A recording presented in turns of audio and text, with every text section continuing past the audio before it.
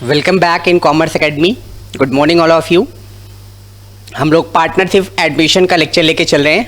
I hope so कि आप सभी लोग घर पे बहुत अच्छे होंगे, पढ़ाई कर रहे होंगे और आपको हमारे वीडियोज़ अच्छे लग रहे होंगे। तो प्लीज़ आप मुझे यूट्यूब पर लाइक सब्सक्राइब हमारे करते रहें, सब्सक्राइब भी करते रहें, कमेंट्स भी करते रहें और फेसबुक पे भी हम आपको मिल जाएंगे, टेलीग्राम्स पे भी हम आप हैं। तो हर एक सोशल मीडिया प्लेटफॉर्म पे आप कॉमर्स एकेडमी को फॉलो कर सकते हैं।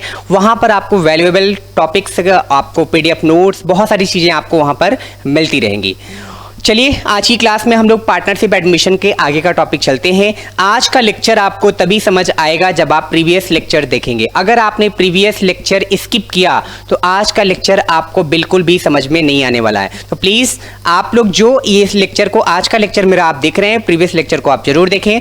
हम लोग पढ़ रहे थे कि पार्टनरशिप एडमिशन में अकाउंटिंग क्या क्या करने वाले हैं। तो कैलकुलेशन ऑफ न्यू रेशियो में थे, 2 केसेज हमारे कवर थे। आज है हमारा केस नंबर 3, जिसमें हम केस नंबर 3 में पढ़ने वाले हैं कि आपका केस नंबर 3 में जब नए पार्टनर का शेयर दिया हो और पर्टिकुलर शेयर वो एक्वायर करता हो तो उस केस में हम लोग कैसे क्वेश्चन को सॉल्व करेंगे।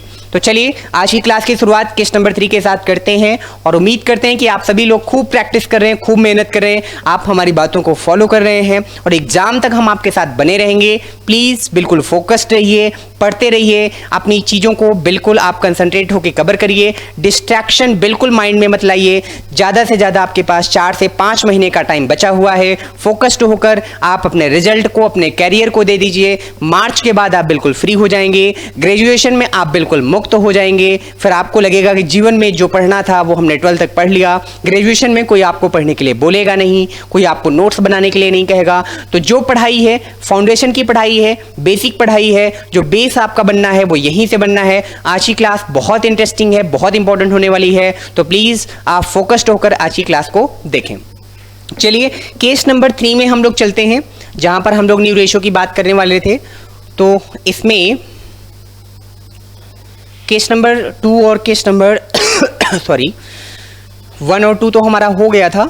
आइए केस नंबर 2 हम लोग देख लेते हैं। केस नंबर 3 ये है हमारा केस नंबर 3। क्या लिखा है केस नंबर 3 में? केस नंबर 3 में लिखा है some time the new partners purchase his share from the old partners in the particular ratio. इसका मतलब क्या है? मैंने कहा कभी कभी क्वेश्चन में जो न्यू पार्टनर आएगा वो ना पुराने पार्टनर से एक पर्टिकुलर रेशियो में अपना शेयर एक्वायर करेगा। जब अपना शेयर वो न्यू पार्टनर ओल्ड पार्टनर से एक पर्टिकुलर रेशियो में अपना शेयर एक्वायर करेगा तो उसी को हम लोग केस नंबर 3 कहेंगे। तो जैसा कि क्वेश्चन में आपको बताया गया है, क्वेश्चन में क्या बताया गया है? Some time the new partner purchase his share from the old partner in the particular ratio. In such, the new case of the new profit sharing ratio of the old partner will be calculated after deducting the sacrificing made by the partner from his existing share of a profit। तो book पता नहीं क्या क्या बातें कर रहा है। हम लोग प्रैक्टिकली पहले क्वेश्चन को देखेंगे, फिर इस पॉइंट को हम लोग समझेंगे। जैसा कि इस क्वेश्चन में आप देख रहे हैं, यहाँ पर एक क्वेश्चन आपके सामने है। ए और बी आपके पार्टनर हैं, sharing profit in the ratio 7:3 का है। C was admitted for 3/7 share in the profit which he took 2/7 from A and 1/7 from B. तो सर कैसे होने वाला है ये क्वेश्चन? तो आइए आज की क्लास में हम लोग देखते हैं कि कैसे हम लोग केस नंबर 3 को सॉल्व करने वाले हैं। तो यहाँ पर हमने लिखा केस नंबर 3 और केस नंबर 3 में when new partner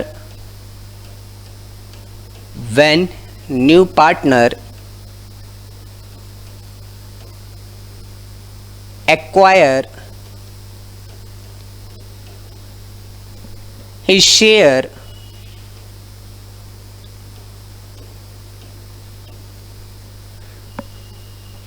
from old partner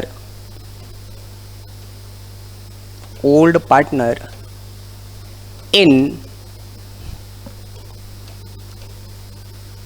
particular ratio,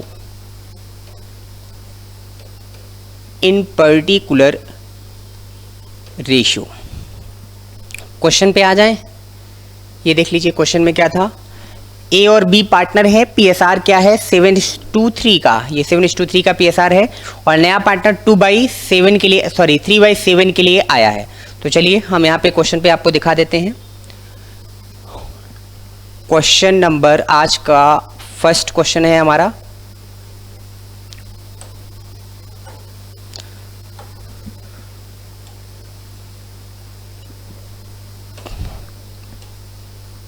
question number 3। क्या है आज का question? A and B are partner sharing PSR 7:3। New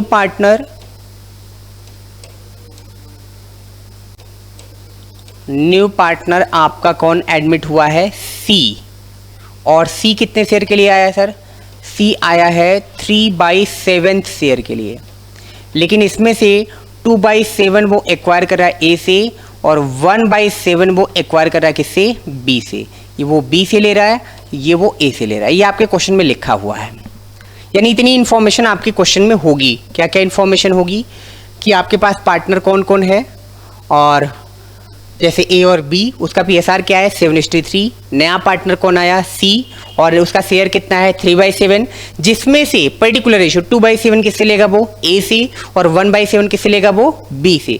किस नंबर 3 में थोड़े क्वेश्चन हैं, कुछ अच्छे क्वेश्चन हैं, तो आपको हम सारे क्वेश्चंस कराएंगे। तो चलिए इसके सॉल्यूशन पे हम लोग आ जाते हैं।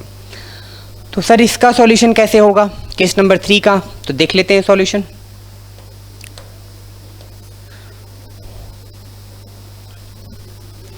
तो सर सबसे पहले हम ए का और बी का रेशियो लिख देंगे। तो सर ए का रेशियो हो गया 7/10, बी का रेशियो हो गया 3/10। माइनस करने वाले हैं इसमें से, क्या माइनस करेंगे हम? जितना ए दे रहा है 2/7 और बी कितना दे रहा है 1/7। Very simple. क्रॉस पहले तो ये आप मल्टीप्लाई कर दीजिए तो 70 आ जाएगा, 10 × 7, फिर क्रॉस मल्टीप्लाई करेंगे, 7 7 जा 49 माइनस 10 × 2 20। यहाँ पे हम लोग कर लेंगे तो कितना आ जाएगा सर 70 आ जाएगा, और 7 × 3 21 माइनस 10 करेंगे तो 10 आ जाएगा। इसको सॉल्व करेंगे सर तो ये आ जाएगा 29/70, और इनको सॉल्व करेंगे सर तो ये आ जाएगा हमारा कितना 11/70। ठीक है सर, डिनोमिनेटर तो इक्वल कराना बनता ही है सर। यहाँ पर हमने लिख दिया सी, तो सी का शेयर है कितना सर? सी का शेयर था 3/7, और हमें डिनोमिनेटर इक्वल कराना है, और डिनोमिनेटर इक्वल कराते समय क्या रखना है हमें ये ध्यान रखना है कितने से मल्टीप्लाई करेंगे, ये भी 70 हो जाए। तो सर 10/10, वेरी सिंपल, ये हमारा हो गया कितना 30/70 हो गया सर। इसका मतलब सर अगर हम लोग अब यहाँ पर न्यू रेशियो लिखना चाहें तो क्या लिख सकते हैं? न्यू रेशियो यहाँ पर लिख सकते हैं, न्यू रेशियो इक्वल टू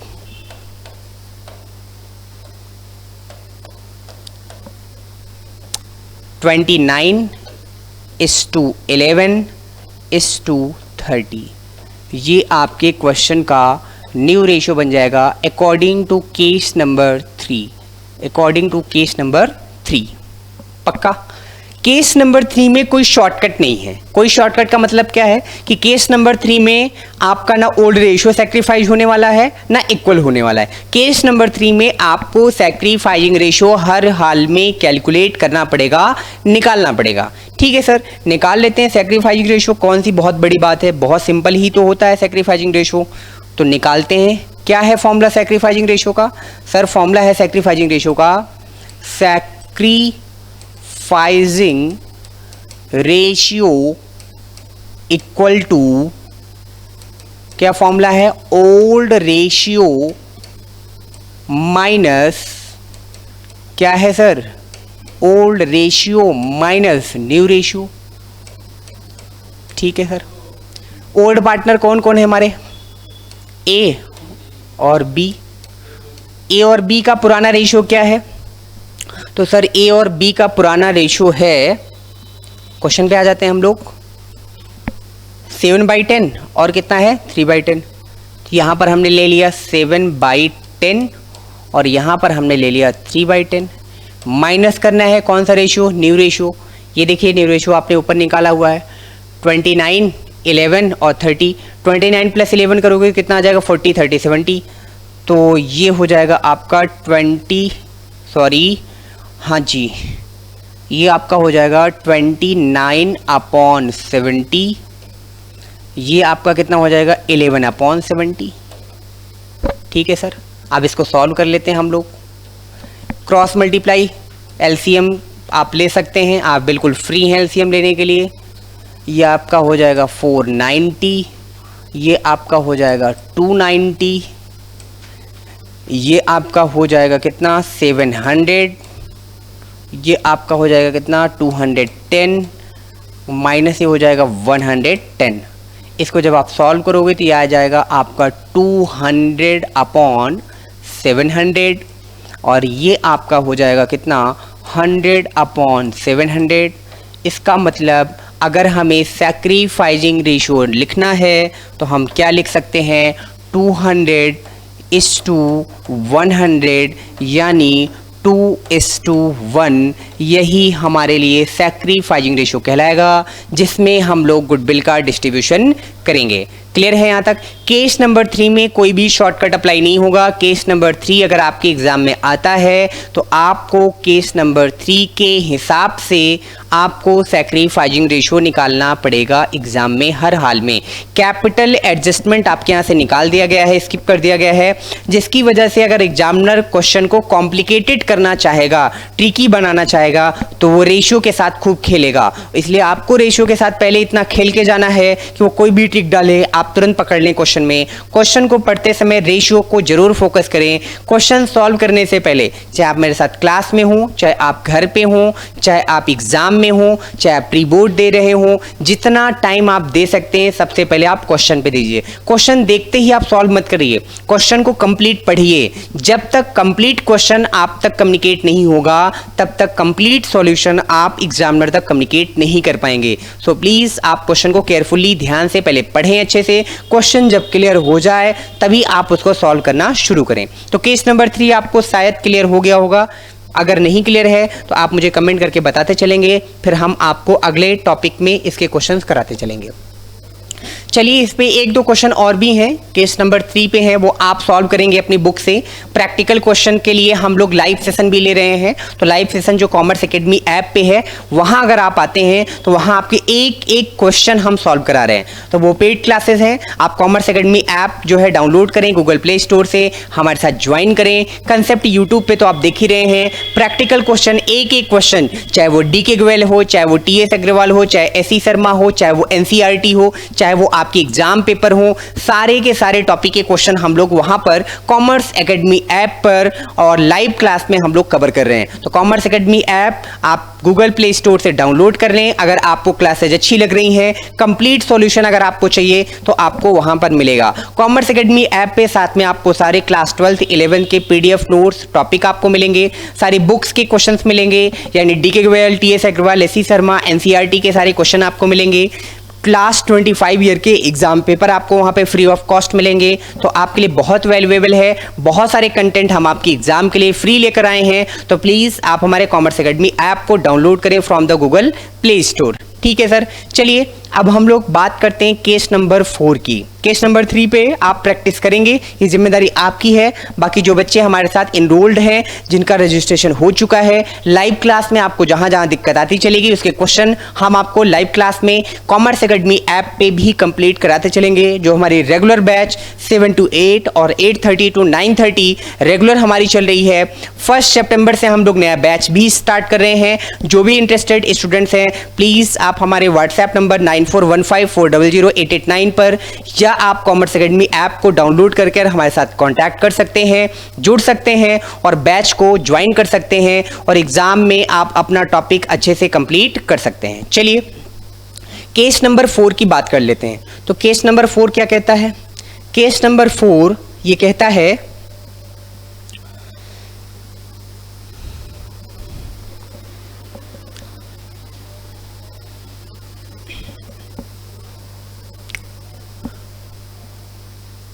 चलिए केस नंबर 4 हम आपको बता देते हैं केस नंबर 4 क्या कहता है।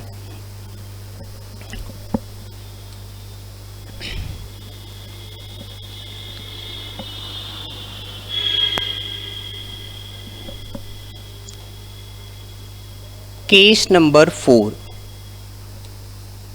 When old partner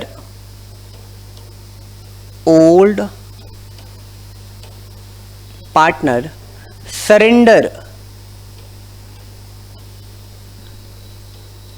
his share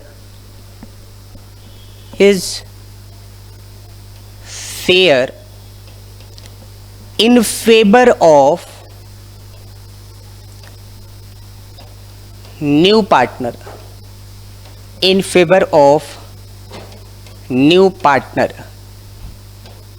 then it known as case number 4। इसी को हम लोग केस नंबर 4 कहेंगे।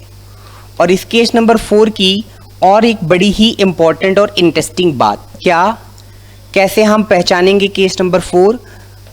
तो in such case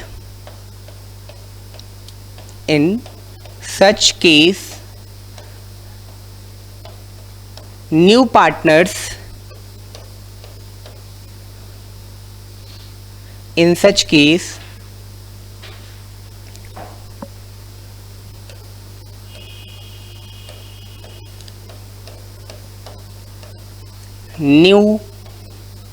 partners share not given in the question,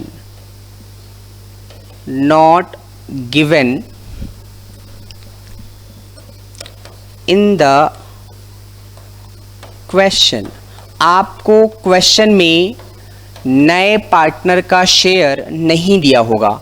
आपको क्वेश्चन में नए पार्टनर का शेयर नहीं दिया होगा तो आप समझ जाइएगा केस नंबर 4 है।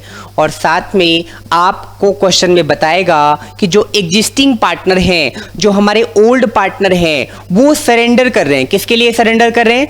वो न्यू पार्टनर के लिए एक अपने शेयर का पर्टिकुलर रेशियो सरेंडर कर रहे हैं। तो उसी को हम लोग बोलेंगे केस नंबर 4। चलिए करते हैं। एक क्वेश्चन हम आपको पहले बता देते हैं प्रैक्टिकल करके, तो फिर आपको पॉइंट और क्लियर हो जाएगा।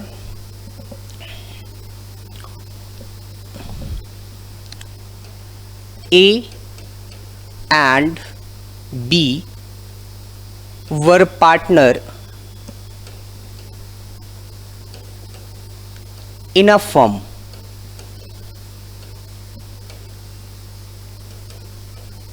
Sharing PSR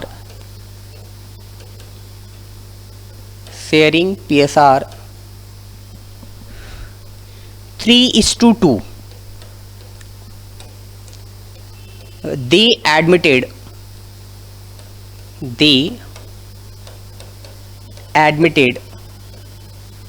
C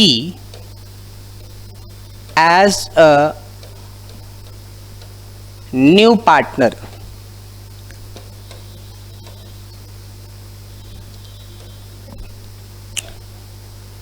A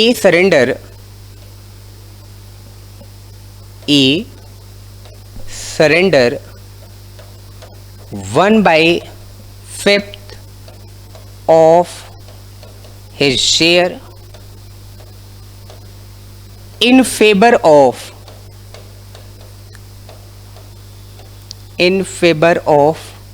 C, and B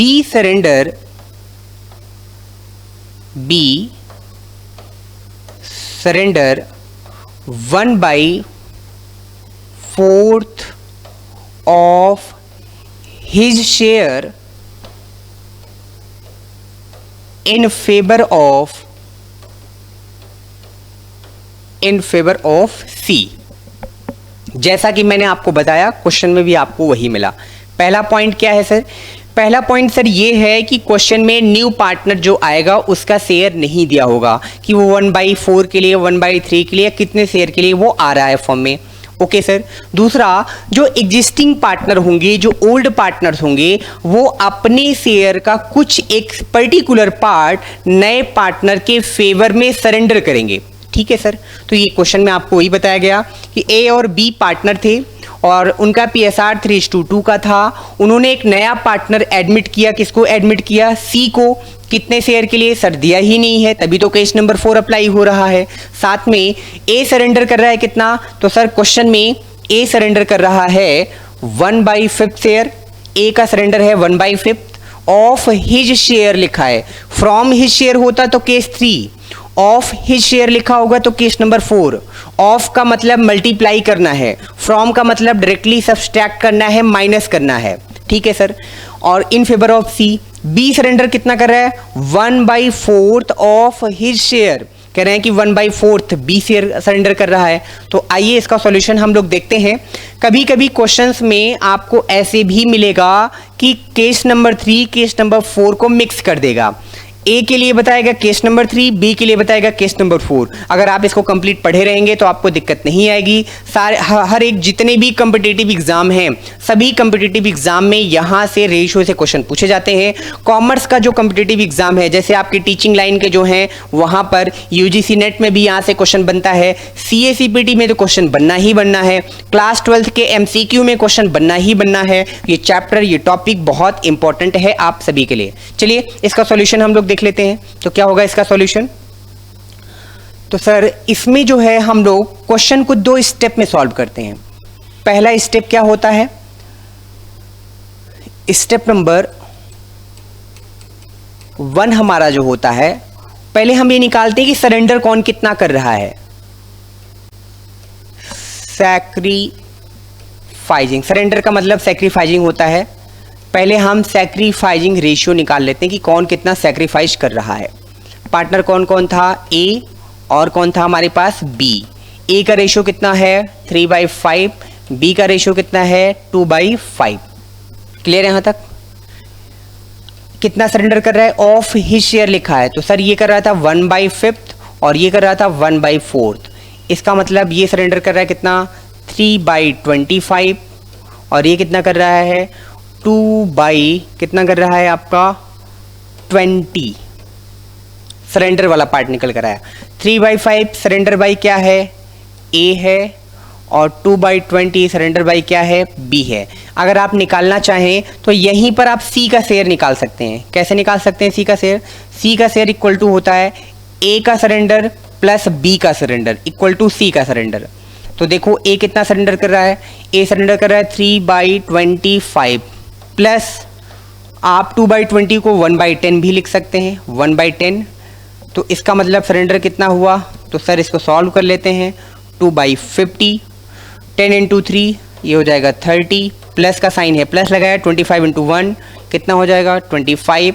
share कितना निकल कर आया? तो सर ये है 55/250।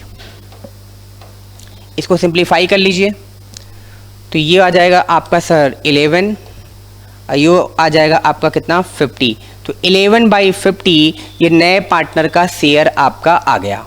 कैसे निकाला शेयर? सर पहले हम लोगों ने स्टेप नंबर 1 में सैक्रिफाइजिंग निकालते हैं। ए कितना सैक्रिफाइस कर रहा है और बी कितना सैक्रिफाइस कर रहा है। तो ए का सैक्रिफाइस कितना आया? 3/5 × 1/5 3/25। बी का 2/5 पुराना शेयर था, सैक्रिफाइस कर रहा था। क्वेश्चन में सरेंडर बताया था 1/4, मल्टीप्लाई किया तो 2/20।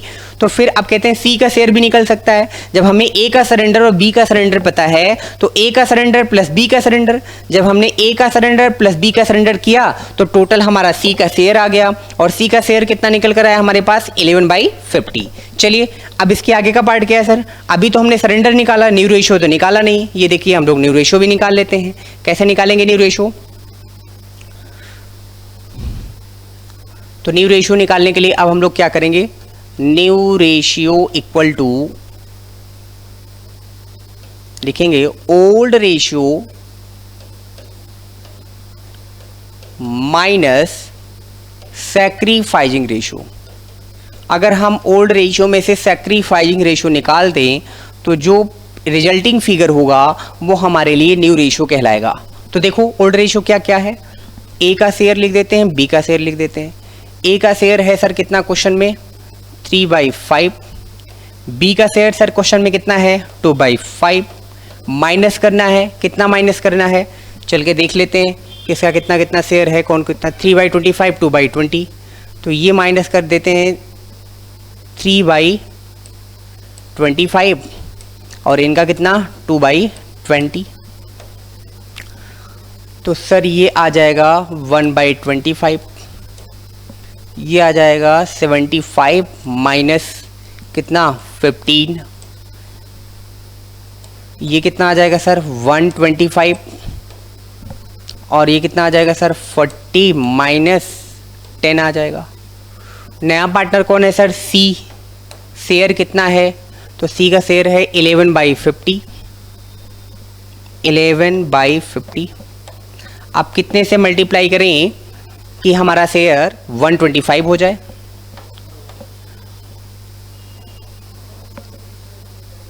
तो हम लोग पहले इनका शेयर लिख लेते हैं यहाँ पर।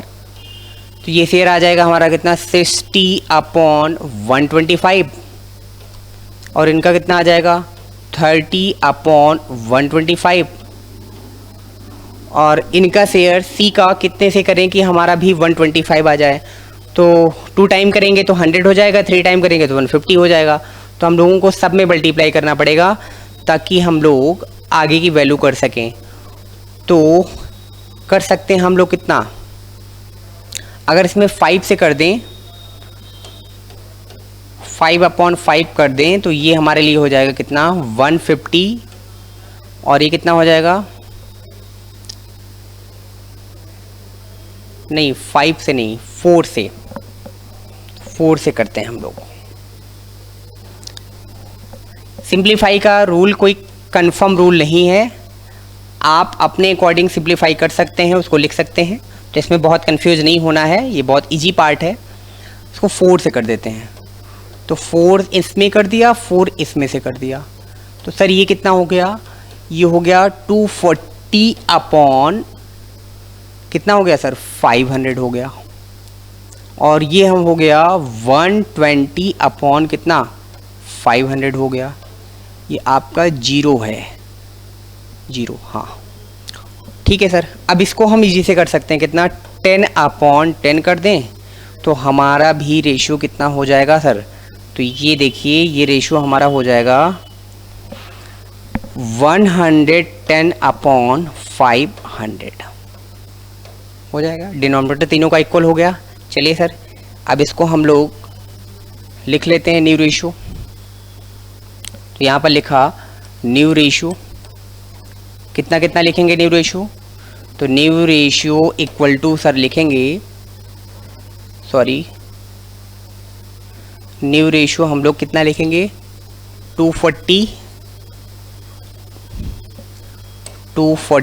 is to 120 is to 110।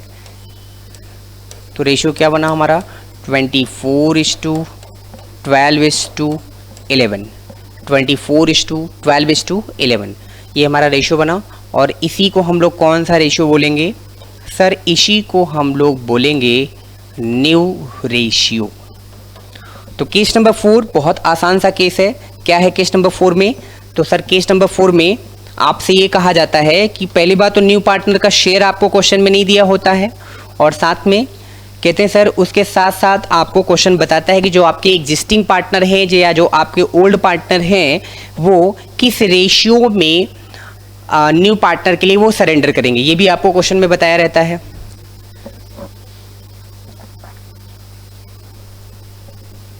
तो फिर हम लोग क्या करते हैं सर, उस केस में हम लोग ये करते हैं कि पहले तो हम सैक्रिफाइजिंग पार्ट निकालते हैं कि ओल्ड पार्टनर में ए और बी कितना कितना सैक्रिफाइस कर रहा है।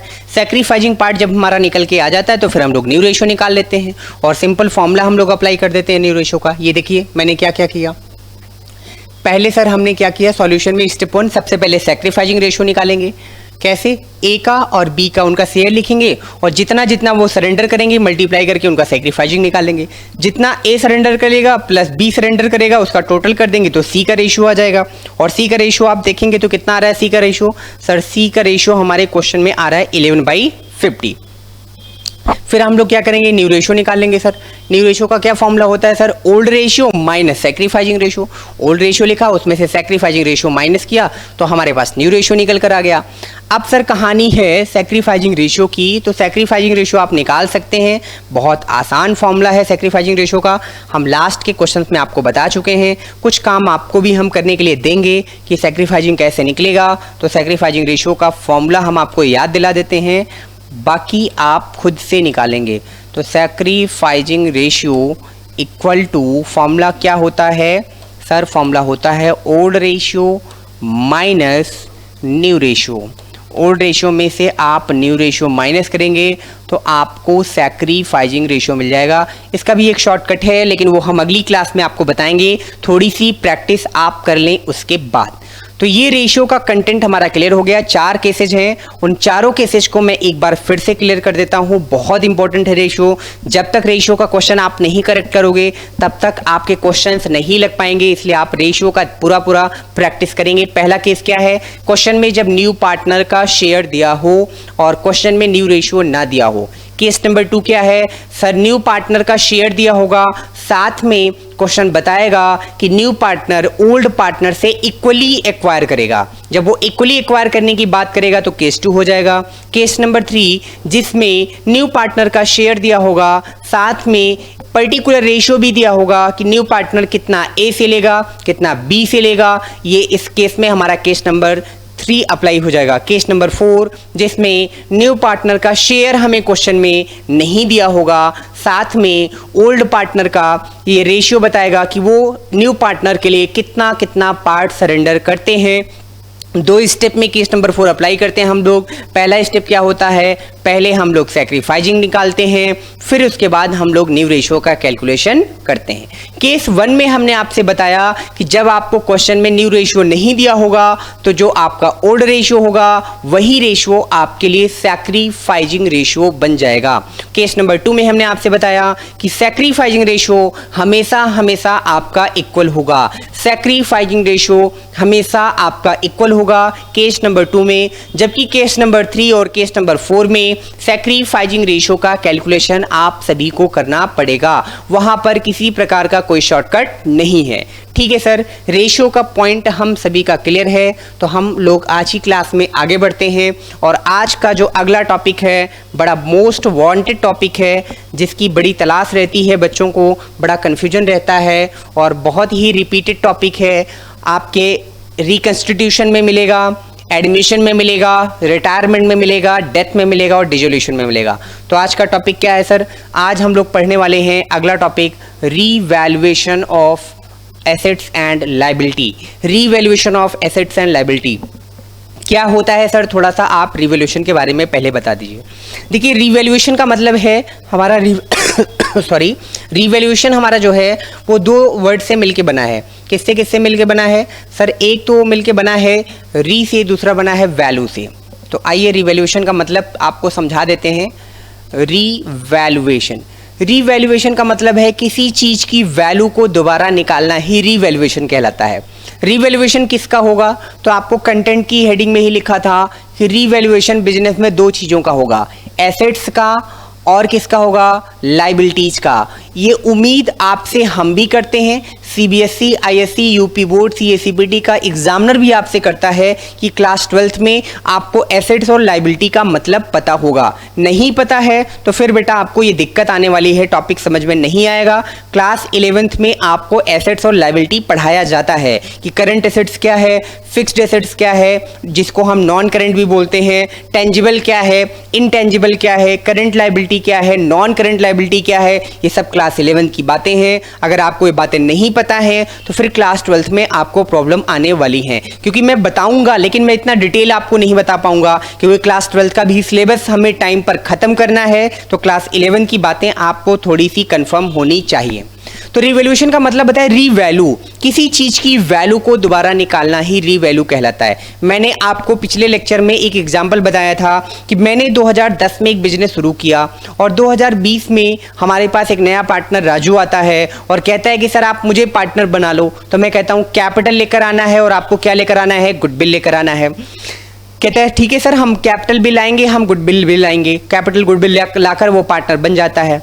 लेकिन प्रॉब्लम ये है कि अगर राजू के एडमिशन के पहले, न्यू पार्टनर के एडमिशन के पहले अगर हमने अपने पुराने एसेट्स और लायबिलिटी को रीवैल्यू नहीं किया तो आने वाले टाइम में उस एसेट्स और उस लायबिलिटी का ओनर राजू भी यानी न्यू पार्टनर भी बन जाएगा। इसलिए नए पार्टनर के एडमिशन के टाइम, चाहे वो रिटायरमेंट का टाइम हो, डेथ के भी टाइम, हम लोग अपने एसेट्स और लायबिलिटी को रीवैल्यू करते हैं ताकि हमें ये पता चले कि जो एसेट्स हमने बहुत पहले खरीदी थी, जो प्रॉपर्टी हमने बनाई थी, उसकी वैल्यू मार्केट में इंक्रीज हो गई या डिक्रीज हो गई। तो हमें रीवैल्यूएशन में मेनली यही पता चलता है कि हमारे एसेट्स की वैल्यू इंक्रीज हो रही है या हमारे एसेट्स की वैल्यू डिक्रीज हो रही है, या हमारी एसेट्स और लायबिलिटी की वैल्यू का फ्लैक्चुएशन क्या है, इंक्रीजिंग लेवल है या डिक्रीजिंग लेवल है। उसी को हम अपनी बुक्स में रिकॉर्ड करते हैं और उसी अकाउंट को जिस बुक्स में, जिस अकाउंट में इसको लिखा जाता है, उसको हम लोग रीवैल्यूएशन अकाउंट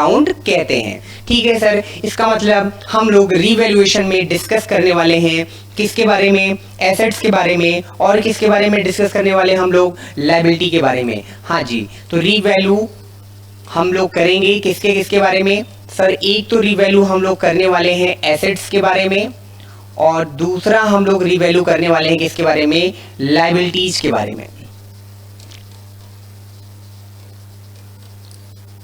ठीक है, ठीक है सर। एसेट्स और लायबिलिटी की जब आप रीवैल्यू करोगे यानी दोबारा से वैल्यू करोगे तो क्या क्या आपको चेंजेस मिलेंगे?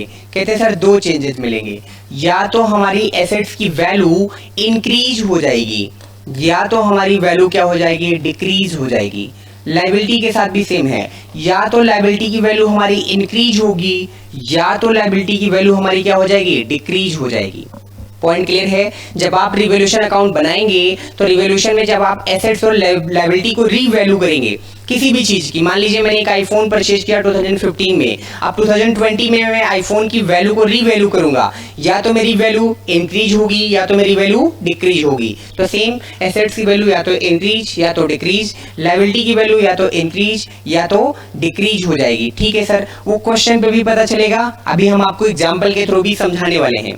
अब जैसे मैंने आपसे ये कहा कि जो वैल्यू इंक्रीज डिक्रीज होगी, अगर इंक्रीज होता है एसेट्स की वैल्यू तो आपको बिजनेस में प्रॉफिट हो जाएगा। किसी भी एसेट्स का, किसी भी इंडिविजुअल का अगर उसकी प्रॉपर्टी, उसकी एसेट्स इंक्रीज होती है, बढ़ती है, तो फिर हम उसको प्रॉफिट कहते हैं, प्रॉफिट होगा, और डिक्रीज होने पर उसको क्या हो जाएगा, लॉस होगा। लेकिन अगर लायबिलिटी बढ़ जाए बिजनेस की तो वो लायबिलिटी बढ़ने पर बिजनेस को क्या होता है, लॉस, और लायबिलिटी के कम होने पर उसको क्या हो जाता है, प्रॉफिट। लायबिलिटी का मतलब क्या है? लायबिलिटी का मतलब जिम्मेदारी जो हमें मार्केट में ड्यू है, जो हमें पे करनी है। तो लायबिलिटी बढ़ेगी तो लॉस होगा, जबकि लायबिलिटी के कम होने पर, डिक्रीज होने पर क्या होगा, प्रॉफिट होगा। तो रिवैल्यूएशन में हम डिस्कस करेंगे किसके बारे में, एसेट्स के बारे में, और किसके बारे में, लायबिलिटी के बारे में। या तो एसेट्स की वैल्यू हमारी क्या होगी, इंक्रीज होगी, या तो एसेट्स की वैल्यू हमारी क्या होगी, डिक्रीज होगी। लायबिलिटी की वैल्यू या तो इंक्रीज होगी या तो लायबिलिटी की वैल्यू हमारी क्या होगी, डिक्रीज होगी। और इंक्रीज होने पर, एसेट्स के इंक्रीज होने पर प्रॉफिट होगा, एसेट्स के डिक्रीज होने पर लॉस होगा, लायबिलिटी के इंक्रीज होने पर लॉस, और लायबिलिटी के डिक्रीज होने पर क्या होगा, प्रॉफिट। ठीक है सर, यहां तक का पॉइंट तो बिल्कुल क्लियर है, अच्छे से क्लियर है। अब आगे की बात आप सुनेंगे, ध्यान देना पड़ेगा आपको, और अगर आप कंसंट्रेट होकर मेरी बात को नहीं सुनेंगे तो आपको चीजें समझ में नहीं आएंगी। कहते हैं सर जब आप रिवैल्यूएशन अकाउंट बनाएंगे ना, तो रिवैल्यूएशन अकाउंट को बनाने की वजह से या तो आपको प्रॉफिट आएगा या तो आपको क्या आएगा, लॉस आएगा। या तो आपको प्रॉफिट अप होगा या तो आपको रिवैल्यूएशन अकाउंट में लॉस होगा। जैसा कि पीएल एप्रो में आपने देखा, जो भी प्रॉफिट, जो भी लॉस आएगा, वो प्रॉफिट, वो लॉस किसको दिया जाएगा, ओल्ड पार्टनर को दिया जाएगा। ओल्ड पार्टनर को दिया जाएगा। और किस रेशियो में दिया जाएगा? तो कहते हैं सर वो रेशियो हमेशा हमेशा ओल्ड रेशियो अप्लाई होगा।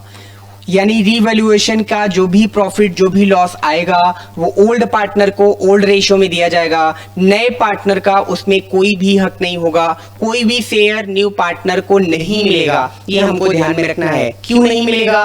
क्योंकि ये उस एसेट्स और लायबिलिटी का रिवैल्यूएशन हो रहा है जो नए पार्टनर के आने के पहले परचेज की गई थी, यूज किया गया था, इसलिए इसकी वैल्यू इंक्रीज या डिक्रीज होने पर न्यू पार्टनर को जो कुछ भी इसमें से शेयर नहीं दिया जाएगा। यानी रिवॉल्यूशन अकाउंट बनाएंगे हम, डिस्कस एसेट्स और लायबिलिटी को ही रिवॉल्यूशन में लेंगे।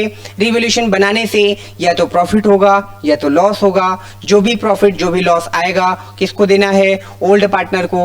किस रेशियो में देना है? ओल्ड रेशियो में देना है। रिवॉल्यूशन का नए पार्टनर से कोई लेना देना नहीं है। 5 मिनट की हम लोगों की क्लास और बची है, 9:50 पे हम लोग क्लास एंड करते हैं। तो अभी 5 मिनट में हम आपको रिवॉल्यूशन से रिलेटेड और सारी बातें जल्दी जल्दी हम आपको बताते हैं।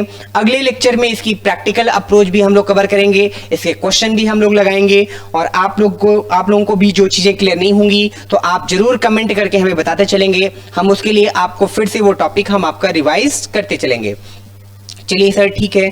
अब अगली बात हम आपको बताते हैं, जो बड़ी इंपॉर्टेंट बात है वो क्या है कि रिवॉल्यूशन अकाउंट बनाते समय हम कौन कौन सी चीजों को रिवॉल्यूशन में नहीं दिखाएंगे। तो कहते हैं सर पहला है, आप रिवॉल्यूशन बनाते समय कभी भी अपने रिवॉल्यूशन अकाउंट में नहीं दिखाएंगे क्या? कैपिटल। आप रिवॉल्यूशन बनाते समय कभी भी रिवॉल्यूशन अकाउंट में नहीं रिकॉर्ड करेंगे। क्या रिकॉर्ड नहीं करेंगे? गुडविल। रिवॉल्यूशन अकाउंट बनाते समय कभी भी आप रिकॉर्ड नहीं करेंगे। क्या रिकॉर्ड आप नहीं करेंगे? रिजर्व। ये 3 आइटम्स ऐसे हैं जिनको कभी भी रिवॉल्यूशन अकाउंट में रिकॉर्ड नहीं किया जाता है। रिवॉल्यूशन अकाउंट में कैपिटल, गुडविल और रिजर्व कभी भी रिवॉल्यूशन अकाउंट में रिकॉर्ड नहीं होगा। रिवैल्यूएशन का मतलब है revalue of assets and liability. और रिवैल्यूएशन हम क्यों करते हैं? ताकि हमें यह पता चले कि हमारे एसेट्स और लायबिलिटी की वैल्यू जो हमने बहुत पहले परचेज की थी, नए पार्टनर के एंट्री के टाइम या रिटायरमेंट के टाइम या डेथ के टाइम या डिसोल्यूशन तो नहीं, या रिकंस्टिट्यूशन ऑफ फर्म के टाइम, हमारे उस एसेट्स और उस लायबिलिटी की मार्केट वैल्यू क्या बची हुई है, उसकी करंट वैल्यू को फाइंड आउट करने के लिए हम लोग रिवैल्यूएशन अकाउंट बनाते हैं। रिवैल्यूएशन अकाउंट बनाते समय 3 आइटम कभी भी रिवैल्यूएशन अकाउंट में नहीं लिखे जाएंगे। वो 3 आइटम कौन कौन से होंगे? कैपिटल होगी, गुडविल होगी और रिजर्व होगा, जो कभी भी रिवैल्यूएशन अकाउंट में रिकॉर्ड नहीं होगा। रिवैल्यूएशन में हम डील करते हैं किसके बारे में? एसेट्स के बारे में और किसके बारे में? लायबिलिटी के बारे में।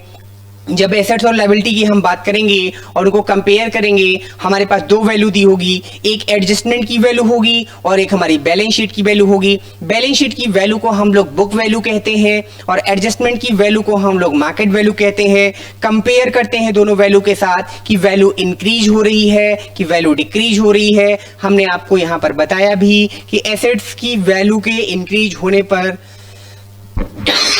सॉरी एसेट्स की वैल्यू के इंक्रीज होने पर क्या होगा? प्रॉफिट होगा। डिक्रीज होने पर क्या होगा? लॉस होगा। लायबिलिटी के इंक्रीज होने पर क्या होगा? लॉस होगा। लायबिलिटी के डिक्रीज होने पर क्या होगा? प्रॉफिट होगा।